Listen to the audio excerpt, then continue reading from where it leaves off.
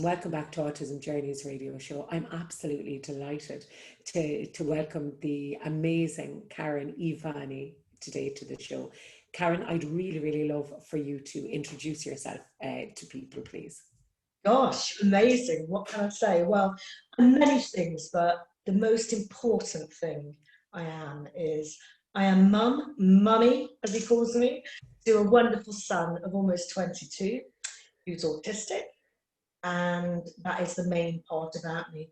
I'm also founder of Parents Talking Asperger's. We're an autism support organisation. We started off voluntary in my front sitting room in Oxfordshire in the United Kingdom.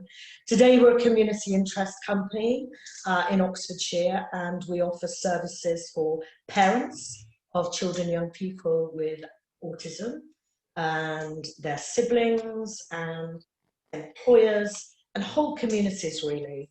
And we offer bespoke education services and support services. It's fun, it's hard work.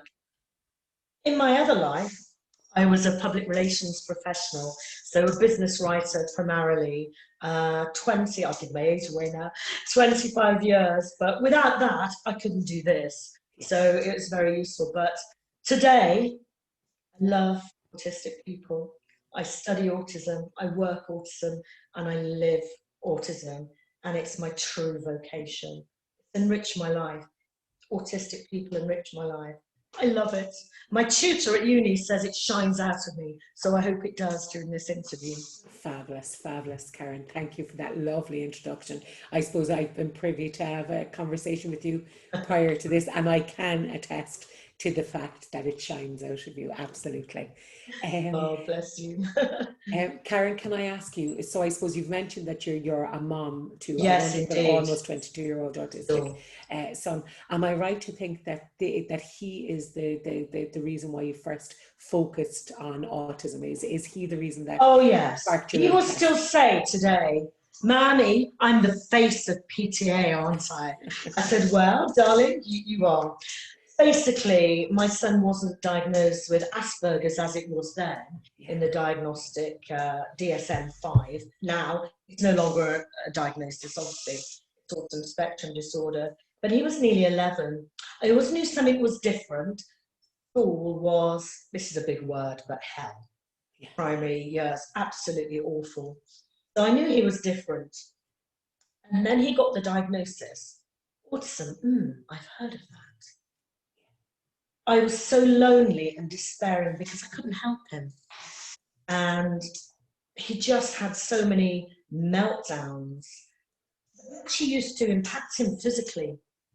So not only couldn't I help him emotionally, I couldn't help him physically. We were going to doctors and everything pre-diagnosis because he had big tears coming down and he was in real pain. I now know, with what I know now, that was emotions manifesting physically in him, and it was terrible. But I didn't know another autism parent, and he didn't know anyone else like him. And I wanted it to be positive, okay? So one night, well, early morning actually, I was in my bedroom. It had been one of the worst weeks, I remember. And how we got through that week, I'm not quite sure. Anyway, I had somehow got him to bed and his sister. My husband was in London at the time playing football, as he has done for 25 years.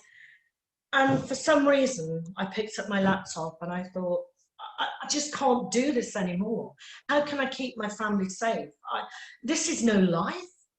It's just miserable getting through one day. I can't do it anymore. So my inner marketing woman, I'm going to see if there's anyone else out there on my doorstep, and there were. Within an hour, I'd set up a Facebook page called Parents Talking Asperger's. Obviously, I did that pretty quickly because I'm a marketing person, ideas person. And within a day, that site was deluged. And so I set up a first meeting in my terraced house, Victorian terraced house in Banbury, Oxfordshire, England. And there were about 40 people came. It was a tight squeeze because I have lots of cats. And my son was there and some kids came as well. And we eventually took it into community space because the joy of everybody finding each other was just immense, really. Yeah. And that's how I found my tribe.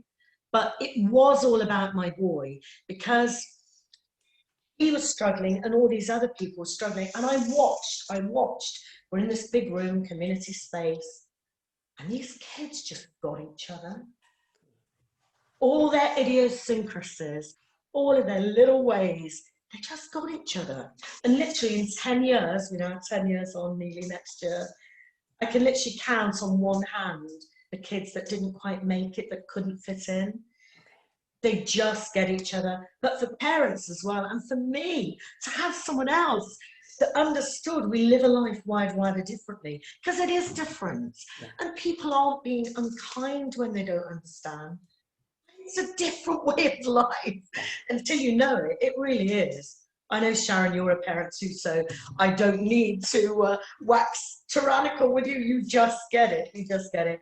So my son was, and always will be, my inspiration, yes, to help others like him. Fantastic. Karen, you mentioned that he had a very difficult time in primary school, so to speak, and that he struggled with kind of emotional response and so on and so forth as a result. Did you find that kind of meeting his tribe started to impact positively on his well-being? It really did, and he found his best friend there. The first 3 times I couldn't get him to my own group. Oh, Sharon, it was terrible. My husband, come on, it's great. It's fine. And suddenly he thought, I might try this. And he met a guy called Tom, and so Tom came to our house. My boy wouldn't come up and see him because it was transfer of environment. So he met him at PTA. Well, hang on a minute, I don't want to do this friendship thing in my house. But anyway, today, they're both nearly 22, they're fast friends. But what I didn't ever want to do was to preclude the rest of the world and live in an autistic bubble, okay? And, oh no, we're autism parents, we won't be any others. Or the children and young people. So PTA is for before and after diagnosis, and it's for non-autistic siblings, for whole families. Because let's face it, I couldn't get out of my house with just one child. I had to bring our daughter too, of course. Yeah. But what that did, being in an autism-specific environment for my son and for many others, they found their tribe, their identity, so it gave them a confidence to go out. It just made things better elsewhere because they'd found their identity, and they're different, but so is everyone else different. Yeah. So it really closed the gap. And obviously locally, people locally heard about the group, educationalists as well. And so it bridged a lot of gaps. And I'll be honest, you know, back in the day, I used to get so cross because so many didn't get it at school. And they'd say, well, he won't look at me and he keeps shouting out. And I'd say things like, I'm really sorry, but have you read his student profile? That'll be his ASD, his tic disorder, and his ADHD. So he keeps getting up, running out the class. So I found it very difficult. But those days, I have to say, locally, I go into a lot of schools, working with a lot of people and children. There is a real positive shift of change. And that's why for me, working in our community is so important. And I think I mentioned informally before we started, my boy's first ever teacher here is now a very close friend. She's a head teacher. And obviously I work with her, with many children from her school who come through the PTA's groups, if you like. So it was very difficult back there as a parent, seeing your child suffer, but it has got a lot better. There's a long way to go, but we all need to meet each other halfway. We're all human beings, we're all diverse in our own ways, you know, and I think collaboration, meeting each other halfway, it's good for kids and it's good for the adults. For me, I don't do it any other way. Absolutely. Our clinical psychologist calls it the Karen thing, and she says we should trademark it, but that makes me laugh, but it kind of works. Obviously, you're an autism expert, Sharon, so I am very eccentric, I'm very extrovert. You'd think, oh my gosh, autistic children, they see her, they must run out of the room. you know what? Because I'm different in my own way, and I'm very visual, an assault on the senses, one might say. But it kind of works because I'm not afraid to be myself. Yeah. And then so we don't notice each other's differences. We meet each other halfway. I love it. I love it. Actually, I Thank love you. it. Pause for water. No, absolutely. No, drink away, because I've mine here as well. I suppose, Karen, the nice thing about that actually is that you're modeling for those young people that you meet that it's perfectly fine to be your true, authentic autistic self. Quite literally, that they have that opportunity. And I suppose I love too the idea or the suggestion that you make around collaboration, that collaboration, particularly with educational professionals, very much so, could make such a difference to so many kiddos' lives as they move through that educational system. Do you have any ideas on how both parents and educators could come together and meet each other halfway? Well, it tends to work, speaking empirically, that when our groups were running, I would work with the educationalists. They would refer children. They'd come to our groups and we'd be like an intermediary. But we can't do those in-setting observations now because of COVID, obviously. Yeah. But I think it's so important for teachers, educationists to understand that we don't want our children to suffer. Nobody wants to make all the effort we have to make to support our child just to get out of the door to go to school. Yeah. And I think back in the day, there was something called Munchausen's by proxy syndrome, now fabricated induced illness. And I have to say, because I'm eccentric and, you know, I'm out there with my hair and my makeup, I'm sure they thought that I had Munchausen's and that I needed to make a fuss and suggest that my child needed extra attention. That's just how I felt. And so I actually read up a bit and I said, look, you know, I get lots of attention in my life. I don't need to get attention via my child. Yeah. My child is suffering. Now, back in the day in primary school, there was one teacher, obviously been there a long time, and my boy developed tic disorder. This was after ASD primary, attention, ADHD, and then tic disorder. And he must have been about 10, 11, so just diagnosed. This teacher was, say, like year 3. Look at me when I'm talking to you, boy! Look at me! I thought, oh my gosh, I know who that person is. Because his sense of mimicry is incredible.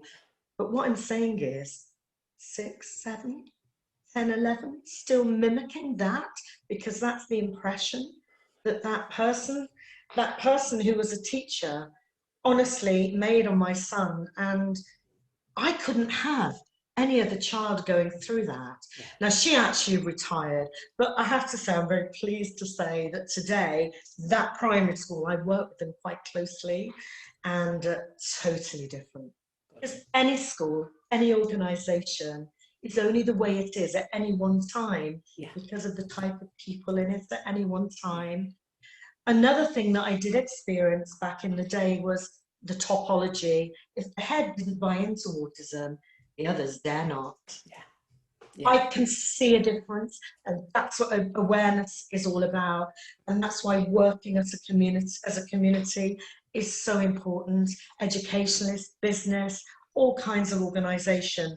So that's why it's so important. We've got a centre now right in the centre of our town, and it's just great. But it was bad back there. I can't say it wasn't. Yeah. I suppose, and I love too, Karen, that you're mentioning community, that it's not parents here, educators there, businesses over here, and so on, and that there's that it's that sense of community, exactly that causes. And I be right in thinking that Parents Talking Asperger syndrome is actually based in that kind of community ethos. Very much so. We're in an old alley, actually. Our centre is an old building all done up. It's beautiful. The landlord's a really close friend of mine. His daughter went to stage school back in the day with my daughter. But we're right in the heart of community. And so you've got a sense of familiarity for our students, for the clients who come to our clinical psychologists, all of whom I know because they've come up through our groups, etc. But we're right in the community. So you've got a quadrangle. So as we go towards preparation for adulthood, they feel comfortable to step outside, just go to the shop there, come back to base. So it's perfect. But obviously I go around town wearing my lanyard, as do the rest of, you know, my team. Really good. And then obviously I'll start my PR campaigns again soon once we can get out, so in the local paper. But my voice isn't important. Autistic voice is important, and we are all about empowering. There's a wonderful lady called Charlotte, she's our ambassador, and we've supported her to do BBC radio interviews. She's amazing, amazing, because it's autistic voice. Charlie, another lovely guy, Boy to Man through PTA, been on the BBC radio for us as well. So their voice counts. Mine is a little bit, you know, I've got a loud voice, as you can hear. So it's good to get out there, but it's autistic voice that matters, not mine. But by being in a community, making everybody meet each other halfway, it's great. What's not to like about being human when you collaborate like that? It's great. And there's always some laughter to be had. There's always some shared experience. It's just great. Fab, fab. Can I ask you, Karen, what kind of services then does your organisation PTA offer? Well, it falls into, at the moment, it falls into 3 areas. So bespoke education and support services. So we have 2 students at the moment, both post-18. So they've been through the system, in a lot of ways didn't work, okay? And they've got lots of skills, lots of things to offer, but mainstream schooling traumatized them, okay? So we take them, we work with them and their family members and other people in their lives, and we create tailored education programs and support services for them. For instance, lifelong English, lifelong maths. I don't do the maths, obviously. I'm all about the English. And underpin the education program with well-being. Some of our students have comorbid chronic pain, so it's not just way of life for autism, it's that chronic pain as well. I can honestly say I am inspired every day by these young people. So it's all around the needs of the young adults and empowering them towards preparation for adulthood. So bespoke education support services, they are post-18 and they are funded via personal budget educational healthcare plan. Okay, so that. Then we have our family support service, which is for parents, children, young people, teachers, employers, anyone who wants to support somebody with autism in their life, okay?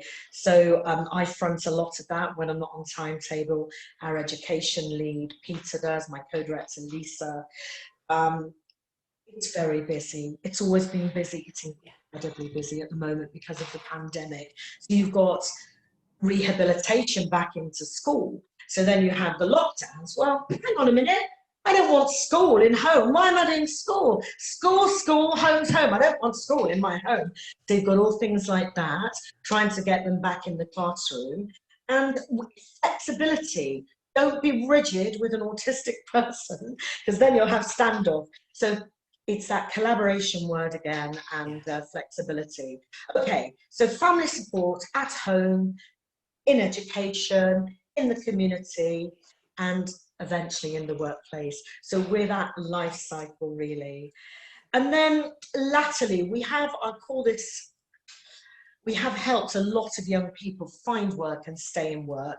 That's not a formal service yet, but as I mentioned earlier offline, after my dissertation for my autism degree, it hopefully will become a proper service where we empower young adults, autistic adults, to find, maintain and sustain employment, but also their employers.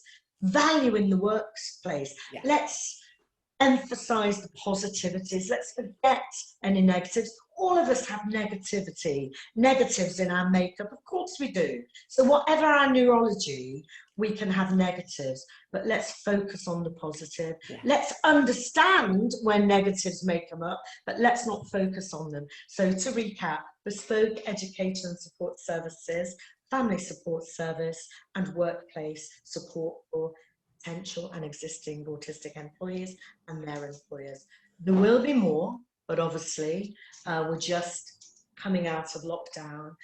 So obviously my co-director is a former marketeer like me. So an analogy I give to my student, Charlotte, she's 24, never be afraid of ideas. I'm going to give you a visual here. You watch tennis? Not really sometimes. Have you seen an automatic tennis machine? Yeah. So the balls are coming out. Some go on the court in the lines, others go off. Let your brain have ideas like that. Never be afraid of them. Some will go on the court and be used. Others will go off court and not be used, but never be afraid to have ideas.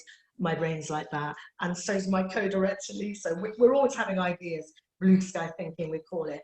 But log them, they may use. But if it's not of use to our autistic community, let it go. Yeah. Okay. Yeah.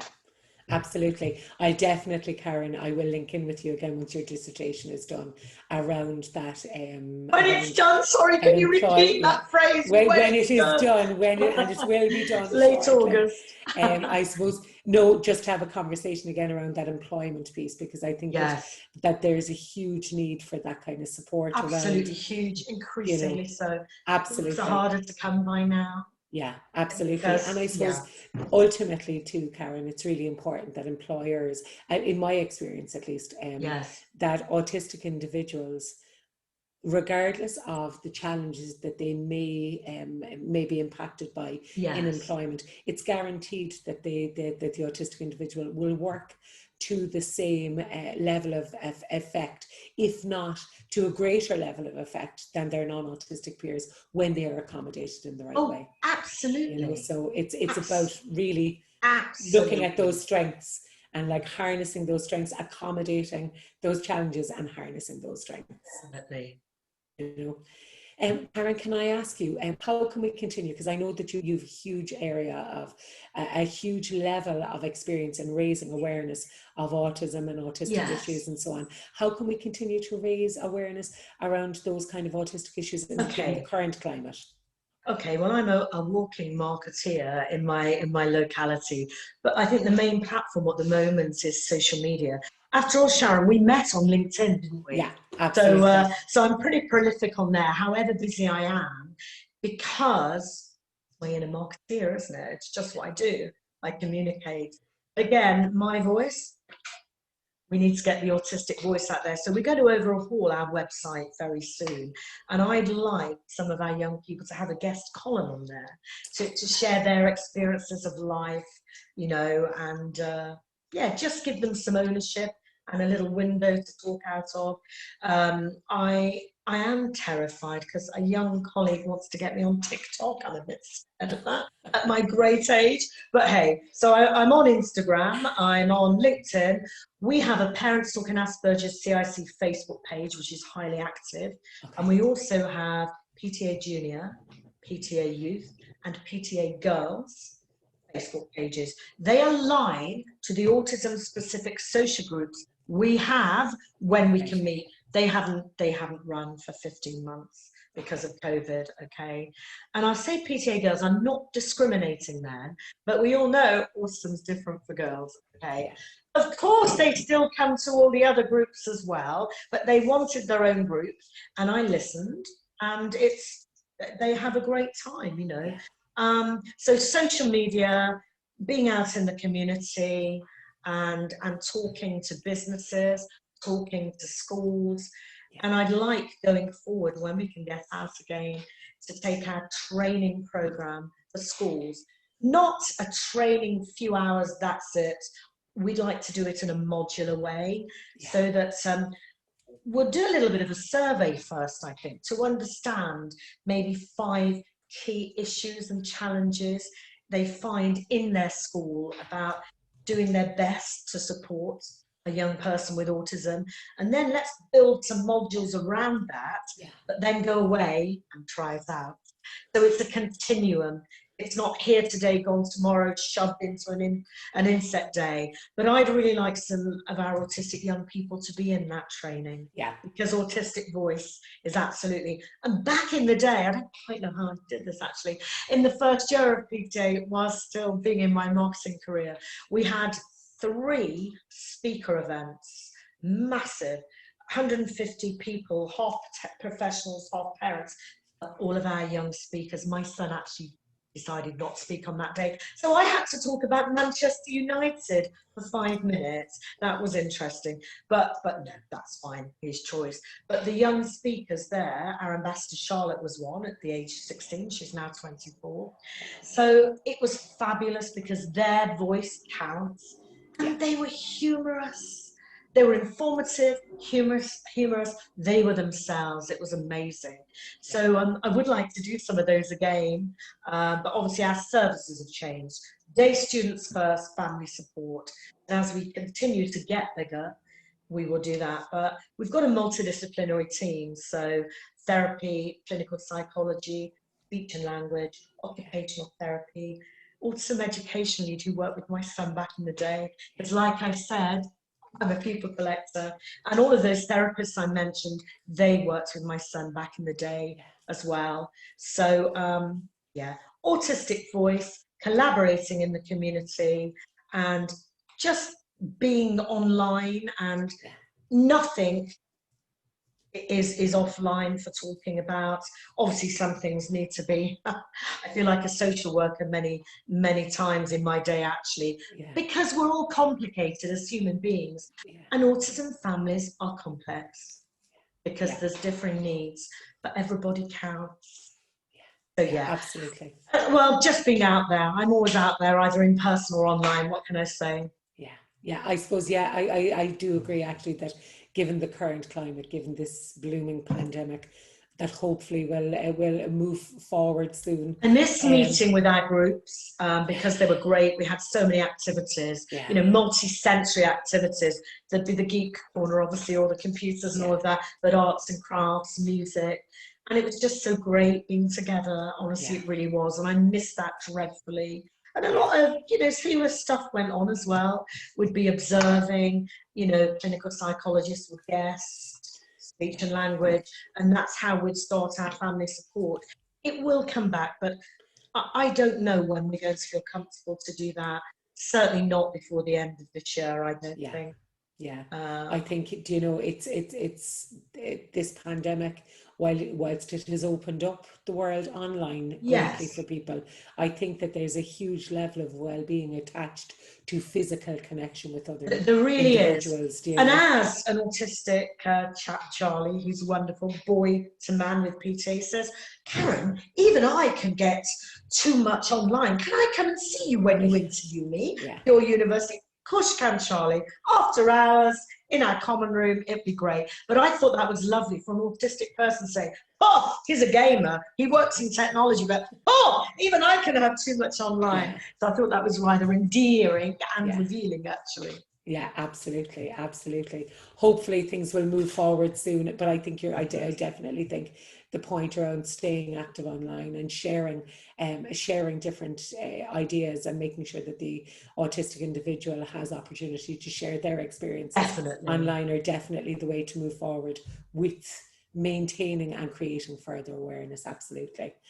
Karen, can I ask you, do you have any tips, I suppose, given that you are a parent to a wonderfully autistic young man, do you have any tips that you could offer parents trying to support their autistic children, specifically during the pandemic, actually, because of that isolation that has been occurring for people, given the fact that it's difficult? I mean, personally and professionally, I've covered both areas, obviously. As you know, an autistic person's brain is phenomenal. Attention for detail. We're in a very media aware, media available environment, and it's hard. You know, things are changing by the day. I would just say listen to every fear, If your child, young person is speaking to you, that's fantastic. Share some of your own fears. Yeah. You know, it's scary for all of us, you know. Keep them close, but give them space. Manage it on a day-to-day basis, because let's face it, our respective governments, they're changing their minds every day. Yeah. But this is real. It's real for all of us. With some of the young people I work with, I do tend to draw the fears or write the fears in words. And that, they've got a visual, it's out there, and it tends to clear their head. Obviously, my son, for instance, will message me when he had his first phone in secondary school. We started to communicate by message, because there was a time in his life when he didn't know whether I was sad or angry, if I was quiet. Well, let's face it, I'm not very quiet very often, obviously. But he didn't have to factor in reading my facial expressions. So I would inform, congratulate him, tell him off sometimes on personal message, but he gave him time to read it and consider his response. Okay, so that still happens now. So he'll go, "Mammy, just heard this on the news." And I go, "Okay, I think this, it is scary. I'm scared." Communicate, never say, "Oh, don't worry about that, it'll be fine." The biggest problem that I find at the moment, I can't give anyone a predictable outcome. Which in our autistic world, we want to know when things happening. All our kids want to know when things happening. And I can't say in England, "Oh, June the 21st, everything will be back to normal," because it might not be. So day by day management. Don't try and hide that you find it scary too, but we're in this together. And every fear is valid. Everyone's fear is valid. Just be open and say we're all discovering and we're finding the best way. Professionally, we have a very strict policy here at PTA Centre, hands, face, space. We're very visual. So we write down who's coming in, so everyone can see that, everyone's gelling their hands. We all wear face masks all the time. And we're just doing our best. We're very fortunate now, all our team have been double vaccinated through our local authority, so that's great. But it's scary, I'm scared. I'm one of the most tactile, communicative, social people I know. Do you know what? Even I'm going to think twice about going out there the way I did. It really is different. It really is different. Face, embrace fears, talk about them, and we're on a journey together. Yeah, absolutely. I think good point, Karen, around kind of validating for the young person what they're saying, acknowledging it and not dismissing it. Because as you say, there is that kind of tendency. We do as moms and dads have this innate kind of it'll be fine, rubbing them down. You'll be okay, darling, when in fact we do need to validate. And I do think actually the other point that you made around predictability is huge, and that it's really, really important that we create predictability even in the tiniest ways wherever possible. With a proviso, this is when the government's saying, but just in case the R rate goes up, or however they understand it, because it's tricky. Absolutely, but I know predictability or lack of it is the most difficult thing, personally and professionally.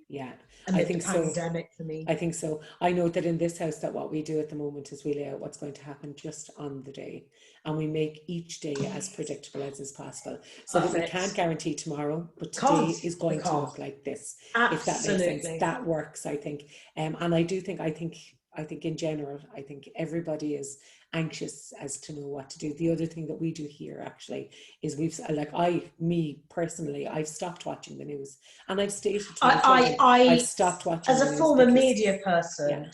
I truncate what I do, because osmotically it seeps in. And it changes all the time. So my co-director is brilliant. She's so scientific. I said, "Can you give me an at a glance, please, what I need to know?" And that's it. And so then I don't listen to the news every day. It's just too much. And I think that by doing that, Karen, as parents, we model that for our young people. So that our young people feel that they don't have to be immersed in all of this all of the time. No, because it becomes, they tend to perseverate on it. Yeah. And they retain it in their brain. They can't let it go. And that is so anxiety inducing. It really is. But no, it has to be micromanaged throughout each day, and faced, but together. Absolutely, absolutely. Karen, in the same vein then, how can we as parents best support the siblings of our autistic children? Yeah, this is a tricky one that I've lived through. My boy has a lovely younger sister. So I was very lucky. Although I moved away, I met and married my husband in London, then moved to Oxfordshire, we both did. My parents were still in Sutton Coldfield, my old hometown. And they moved the same year we did. They found a little retirement complex, came here, so I had parents nearby. Segregation was a way of life for us, because at one time, my boy and girl, they just couldn't be in the same room ever. It was really difficult. So we'd create pockets of peace. So my boy, or vice versa, my girl, would go to my parents, say on a Saturday, and we'd alternate. So each would have quality time with me or with Nana and Grandad. Not every family can do that. Yeah. And obviously, certainly a lot of the families we support, they're fractured families, and I'm not judging them by saying that, but it's hard. Single parents, and that, it's so hard. So my heart hurts even more for them. Yeah. So that's why they need and deserve extra support. I would always say, and that's why our buddying parents, when we get together, find another person who gets you, and that's what we like to try and facilitate, because even just one person who understands. Yeah. And then when our groups are getting together, they'd all start to make friends. So then the equations widened, and it gets better. I overcompensated with my daughter. I'd take her out to town, buy things, but she didn't want things. She wanted me. I mean, we've got a fantastic relationship. But the other day, I must share this. She goes, Mother, I've realised that all the best bits of me are from you, your creativity, your looks and all this. And I was going, are you all right? She goes, yes. I said, but what about Daddy? She said, I've got his lower eyelashes and we're quite stubborn. I said, you are indeed. But it was tough back there, you know. I couldn't, because her brother would just have absolute meltdowns. And back then I didn't understand them, because he wasn't diagnosed. I just knew that certain things triggered him. So she had all that throughout her life. And we have what we call the year 7 girls, who are now 19 with her, because I still had sleepovers. Yeah. Talked to the parents. I said, look, my brother is autistic. He may do this, this, and this. I will manage it, but I don't want my girl to miss out. She had the basement bedroom. And so those girls now, they still get in touch. They still come and see me. Well, they can only just come and see me in this climate. But what I'm saying is, I had to keep some semblance of normality for my girl, because it was absolutely, she had to know she's as important as her brother. Yeah. Gosh, it's difficult. Segregation works in little pockets of peace, but I never could turn the Wi-Fi off. One, I did work from home for a lot of years. I was freelance for a lot of years. But there's what was it then? It was, wasn't the iPad then? It was that DS, the DS, the little one. There's your DS in that room. I never did the through lounge in our Victorian house. I needed separate rooms. There's you with your DS. Mummy's working here on her computer and all of that. So I wasn't very good at timing the online time, although I had all the controls in, because it had to be segregation. And we'd kind of eat together, and murder wasn't committed. But as they got older, the segregation needed to be less. You know, it's typical developments anyway in families, but obviously an autistic way of life is different. Yeah. And yeah, it's quite lovely to see my boy and girl together now. Long time coming. So I would say find someone who gets you, have some separation, but you'll need support for that. And there's no shame in asking for support. I do understand how lucky I was, and it was still terrible at times. Yeah. Okay, it's not easy. Siblings count. We did have a siblings talking Asperger's, but that lovely young lady who ran that for us, she's in her final year of university now, and then COVID came. So we did have a specific siblings group. Oh my gosh, it was great because they all found each other, and we did little structured talk and togetherness, and so they understood. But you know, I can't think of anyone who doesn't adore their sibling. But it's hard. Yeah. Can I ask you, Karen, actually, just as an aside, I know that many parents who I speak to feeling very guilty, that they're worried that they're neglecting their non-autistic child by meeting their autistic. I felt that guilt. And how did you navigate that, I suppose, is the I overcompensated her and took her out to town to buy her clothes and things like that. But no, we did have some great time together, drawing together and that. But I did, and I think in latter years, as I've got to know more, she never felt neglected, perhaps isn't the right word, but when autism takes off, let's be honest, you're a parent of children, it really is all-consuming. My son would lie on the floor next to the washing machine screaming, so I'd get on the floor with him, lying there, keeping close but giving him space, rang a friend to come and get my trusted friend, come and get my daughter if daddy was still at work. And that's how we lived. Segregation again. But it was awful back there. It really was. So no, I overcompensated, and she probably got a few more things than she should have had, probably. That's the way I did it. But we did, well, our relationship wouldn't be as it was today if it was really, you know. But it was horrible, and I did feel that guilt. I wanted to fix it. I wanted us to be, I don't like the word normal, but a typical family. How could I do that? But it got easier after I set up PTA because she met some siblings too. And so it just typicalized family life. I suppose it's important. It's important that people realise that they're not. We'd say that they're not the only parent who feels guilty.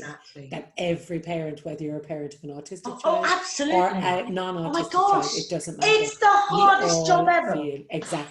We all feel guilty. Wonderful. Exactly. And I suppose we've got it, like I oftentimes say to parents these days, that there's no such thing as a perfect parent, but that every child appreciates a good enough one.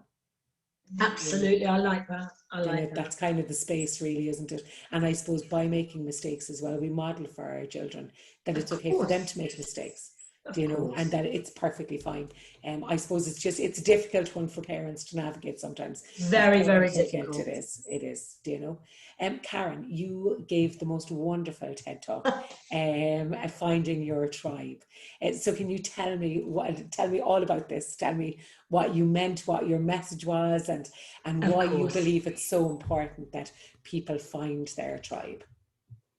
Well, because I didn't have a tribe for 10 years. It took 10 years for my son to be diagnosed. And I can actually remember a consultant saying, boys are slower. So I had 10 years of isolation, terrible schooling for my son, him being physically ill because of, obviously now I understand, as I said earlier, his autistic thinking manifesting physically, his anxiety. So I was isolated and despairing. I did feel as if I was being made to have that Munchausen's by proxy, now fabricated induced illness. I really did feel like that. Look at her hair, look at her makeup, attention, all of that. And I just couldn't bear it. And then I met my first ever autism parent, who actually was introduced to me by a government service, and she happens to be local. And I can see her now sitting on my sofa and me sitting on the other sofa. I was going, you get it? And she goes, oh my gosh, yes. And my sigh of relief must have been audible. And I thought, wow, I was mid-fight for my son to get him into specialist Asperger's school then, okay? When I'd done that, I looked around and I thought, there's other people that need help, which is what that early morning was about when I set up the group online. I thought, felt like that for 10 years. I can't have other parents feeling like that, and families, because it's life limiting. It is. It's horrible. So finding your tribe is about finding others like you. It's about the struggle without, and then the joy and resonance of finding others like you, for parents and for children and young people. Because what that does, it typicalizes everything, and then you can go out into society because you find your identity. True, I had an identity before, but my main identity is as a mum, and then maybe a different kind of mum. And I needed to find others like me, and I wanted others for my boy so that he didn't feel such a misfit. Yeah. So that's what finding your tribe is all about. But the most thing I'm proud about is that I never fell off that small stage. It was a bit hit and miss. It was very small, and I was wearing heels. But no, we've got a reunion actually between our TEDx people in September, social distance locally. And I know lots of them in business anyway, but what a joy it was to take part. It was scary, although I can talk for England, obviously. But it was such a magnificent occasion, and to talk about my journey for my boy and how autistic people have changed my life and my profession, from marketing communications professional to autism professional. I loved my former. I absolutely love my latter, my true vocation. But without the former, I wouldn't have been equipped to do this. But autistic people enrich my life and inspire me. So thank you, guys. Fantastic, Karen. I suppose for me, what I find actually is that my closest friends, my closest, my little pod of people are people who are on similar journeys. And I suppose not only on similar journeys, but people who will celebrate the littlest of victories with me. Absolutely. It's that piece. And that was the title, actually. That was the theme of TEDx. It's the little things. Yeah. And I think in that TEDx talk, I said, little words out of place can make or break an autistic person's day. Yeah. Or more critically, a life. Yeah, absolutely, absolutely. I'm so glad that you explained so eloquently how important that finding your tribe is for people. I think it's a really important thing for people to hear, most definitely. And actually, we've got a whole community of parents, professionals, and my team here, co-director, autism education lead, clinical psychologist, SALT, OT, and our PA here, support workers. My life still dips because I'm the parent of an autistic young man whom I love with every ounce of my being, and my daughter whom I love with every ounce of my being. And my mum now, it's very elderly and frail, sadly, in the early stages of dementia, now mid-stage. So my life dips. But do you know what? I just can't believe that everyone is so readily available for me. Yeah. And I didn't do it to get anything back, but oh my gosh, just so lovely. So my tribe is massive and growing. Good. And growing. Good. But I do have a little pod of people, I like that phrase, who just get it, get me, and celebrate those little things that mean so much. To outsiders, they think, well, walked out the door and went to the shop. Massive. Yeah. Because of the sensory issues around that, the internal, the anxiety, who's looking at me, all of that. It's massive. So yeah, to celebrate the little things, because if little things aren't tended or celebrated, they can become big negative things. Yeah. And make or break a life. Absolutely, absolutely. Karen, to come back to the PTA, yes. What do you have planned? What are the next steps? Is there anything going down the tracks future-wise and so on? Yeah, we have a lot burning on the back burner. Obviously, COVID has put a lot on hold. I think our employment service will be the main thing. Teacher training modules going into schools. More events again where our autistic young people and adults can be up there, proud of being who they are, sharing their experiences. But it's our 10th birthday next year, so a decade. So it would be really lovely to showcase so much of what the young people have achieved in that decade, you know. Yeah. And it will be fun. There'll be singing. There might be dancing, just the singing for me. And I'd like to think that we'd invite so many people safely who've had a part in our story, like my boy's first teacher, and like somebody at a local business where my boys worked, and everything. That I'd like our 10th anniversary party to symbolise community, the power of community, celebrate difference, because we're all different in some way. Fantastic, absolutely fantastic. I love it. And actually, it comes then to celebrating the big things, like being able to showcase all of these little things, amalgamating and becoming this giant success for people. That'll be amazing to see, absolutely amazing. Karen, can I ask you? You'll be glad to know you only have a couple of questions left, because I think people are. I talk forever, and I think people go, "Oh my gosh!" Just, I suppose, Karen, can I ask you, what is the biggest, most important piece of advice that you could give to a parent, firstly, supporting their young person as they move through their autism journey? Okay, listen lots, speak less, keep close, but give them space, and never think you're not doing well, because you are. You are. And if you keep close, listen, give them space, they will eventually be able to express to you their joys, their sorrows, their worries, their aspirations, and they won't internalize it. Out is always better than in, because keeping things in really affects mental health. And the climate we're all in now, with the pandemic, mental health issues in children and young people especially are really escalating. So yeah, but don't be afraid to be yourself. And for an autistic young person, don't be afraid to be yourself either. But it's that collaboration. But never, always take whatever they say seriously. Yeah. Because they're molehills, maybe mountains. It's all about perception. Yeah. And all of us as human beings, we have little worries that don't seem big to other people. Keep close, give space, and just keep being what you're being, really, a great parent. Parenthood is, gosh, it's so hard, but it's the biggest honour. And as I started so late in life, I'm not going to say exactly what, because then they'll be able to calculate my incredibly long age. But it's just the biggest joy, and it's an honour and a privilege.